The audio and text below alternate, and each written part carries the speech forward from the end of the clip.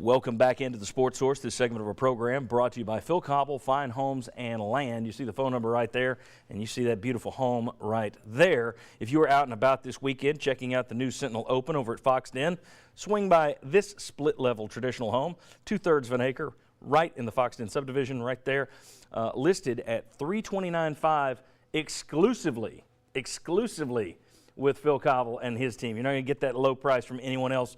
Phil Cobble, Fine Homes and Land, for that beautiful home, to move your beautiful home, or to find yourself another beautiful home. Phil Cobble, Fine Homes and Land. All right, back with Will Overstreet, Fuad Reveiz, Shazan Bradley, Jeff Hall back on the panel here. This may be the first time in Knoxville television history we got two kickers on the same panel, so we're breaking down barriers, breaking down the ratings, breaking down walls. No, it's going to be good. A lot of folks grading Dave Hart's reign this week have told me on Twitter, can't grade him until this year because the jury's still out on Butch Jones. I want to know, how much is the jury still out on Butch Jones? Because I think at some point you have to look at it and say, yeah, top 10, top 15 recruiting classes, that's pretty good. You've won back-to-back bowls for the first time since the 90s. That's pretty good. I think it's clear the guy can coach, but is the jury still out in terms of what Tennessee's expectations are? Will, you mentioned an expectation in between segments, which was top 5 coach in the SEC every year. You're going to keep the program in the top 5 basically every year. So is the jury still out on Butch Jones, or have we seen enough to say, oh, that was a good hire, that Dave Hart did his job? I think he's a good hire. I mean, especially from where you're coming from with Dooley, obviously. But I think what you got to go from there is how much farther, how much better does he get? I think we saw moments last year, especially early in the year, when you had some breakdowns at the end of games, where it was clearly there were some coaching decisions that could be called in question that was like, those are not very good decisions that were being made. He made improvements. He got better over the year. And you saw some changes occur within his organization and within him as a coach. Does that continue, or does that level off somewhere that you didn't get far enough? I think what we're not sure of is how far he's able to go, what kind of coach consistently, and what can he grow into is he one of these guys that can be named as one of the coaches around the league that everybody goes, he's going to have a great team because he's the coach. Think about what he's done as of right now, though. What he's done as of right now brings us to this level of expectations that we could probably, win, 10, 11 games. That's pretty dang good. So to get to this level, it's really impressive. Now to manage the expectation, it's going to be that much more of an issue whether or not he can manage those expectations we all have of not only just being respectable, but being a championship caliber team. Yeah. Jury still out, Shazan? In 08, we fired a man who won a national championship. So the jury's The still jury's out. always out. Win or go home. Like they tell us, ball or go home. So win or go. All right.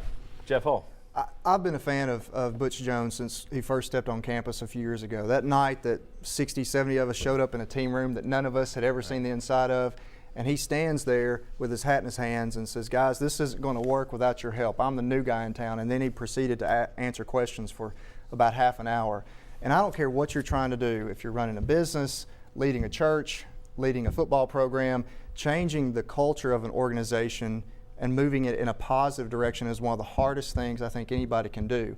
You can certainly do it and take it down the wrong path through incompetence and lack of character and apathy, but Butch has changed the culture of Tennessee football. And 6 months after he was here, I started making comments. I thought we'd be in the SEC championship game by 2016, and some people would say, well, he's just politicking. Well, I think what we're seeing now is this isn't politicking. Consistency confirms authenticity, and Butch Jones has been consistent in recruiting, in changing the program, in pushing the guys, and putting out the expectations, and laying this path for a winning program. And he's done that year in and year out. And I think the evidence of that is when you see guys that are committing and being recruited. You see Alabama, Ohio State, Tennessee, LSU, right, Florida. And I think that is a huge indicator of the trajectory that the program's on. Mark Richt never won a national championship at Georgia. I think he's one of the greatest coaches the SEC's ever seen. So consistency, yeah. Consistency, I yes. think the other thing that I really admire about him is he understands that there's a history in our program, respects that history, brings everybody in together and plugs everybody in together, which a lot of other coaches that did not have Tennessee ties have never done in the past. So he's really committed to our tradition and embracing it and Yeah, not I mean, changing it. Yeah, Kiffin had no interest in doing it. Absolutely. Dooley gave it lip service. Jones has kind of lived it and brought you guys back into the fold. Okay, when we come back, offensive tackle now suddenly a concern in terms of depth. Is that the biggest worry on this team right now? We'll discuss coming back on the Sports Source.